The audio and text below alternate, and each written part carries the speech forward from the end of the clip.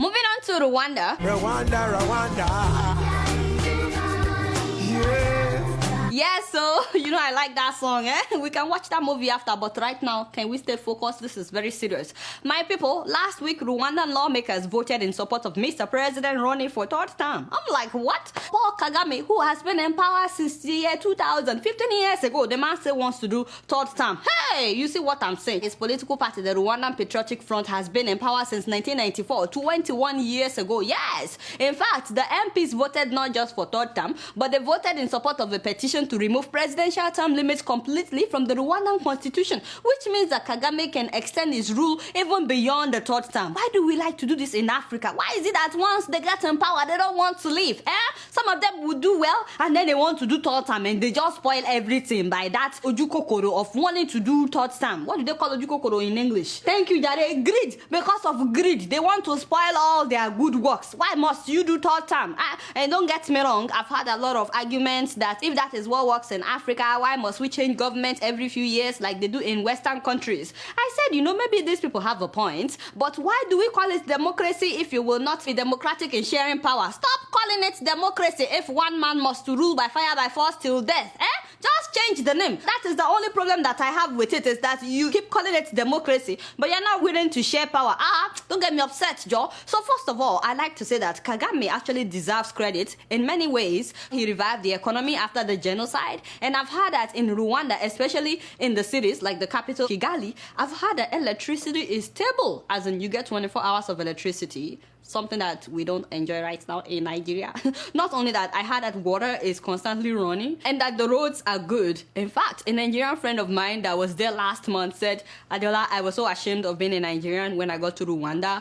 I'm telling you, there was no litter on the street. Everywhere was clean. I was like, no kidding. Another thing to praise Kagame for is having a lot of young people in government. I've heard that there are so many 30-something-year-olds in key positions. Again, I have never been to Rwanda, so please correct me if I'm wrong, but these are things that I've heard. But having said all that, the man is also described as an authoritarian ruler and a dictator for two reasons. No press freedom in Rwanda, none whatsoever. In fact, in Rwanda, the penal code, Article 234, says a journalist can face up to a year for writing or saying or drawing anything that may be perceived as insulting to a government official or police. Which means they can't even draw political cartoons that may be perceived as insulting to any government official. And then this penalty doubles to 2 years in prison if the journalist writes or says anything or asks any question in court or parliament that may be perceived as insulting, which means that you cannot ask members of parliament questions that may be considered insulting. Now, if the journalist writes any story that is perceived as insulting towards Mr. President, I'm telling you,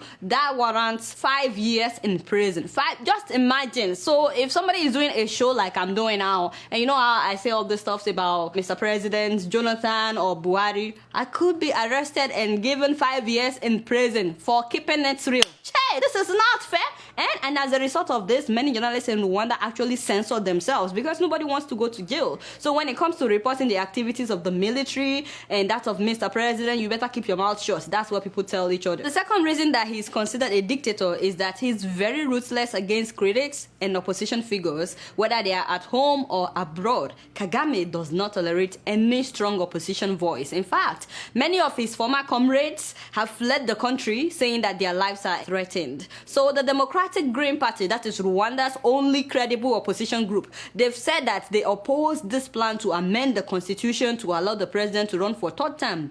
Despite that, though, the MPs went ahead saying that, they got more than 3 million signatures in a petition. So therefore, everybody in Rwanda wants Kagame to come back. Keep in mind that the population of Rwanda is 11.8 million. It's not as if this signature even represents half of the population. Also, many people that signed the petition said that they were forced to sign it. This young man didn't want to sign. He says he was threatened as a result. When I refused, the local mayor said that if I needed any type of administrative form or document, I wouldn't be able to get it. They treated me like an enemy of the state. Just imagine that. They actually threaten people to sign the petition. Now, one thing that you probably won't hear of or see any photos of is people protesting in Rwanda, like how people have been protesting in Burundi when their president said he would run for third term.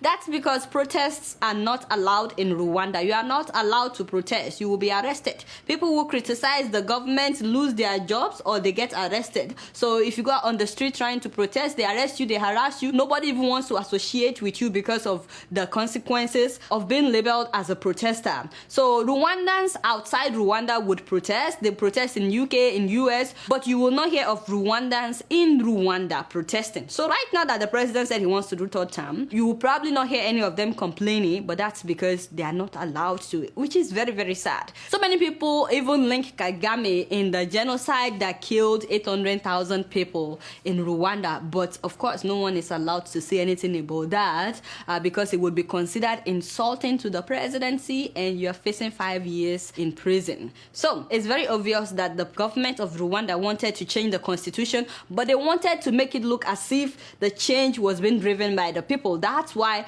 they went by trying to get signatures and forcing a lot of people to sign the petition. However, if term limits are removed in Rwanda and Kagame runs again, then he would join a growing list of leaders in East Africa who are no longer practicing democracy, even though they say they practice democracy. Like in Uganda, for example, where the president has been in power since 1986, yet is expected to run again next year. It's so funny that the president of Uganda, the man that has been in power for 28 years, is now the one trying to convince the president of Burundi not to run for third term. Look at that. How ironic. Of course, it did not work. It's actually a joke that he will be the one trying to tell the president of Rwanda not to run.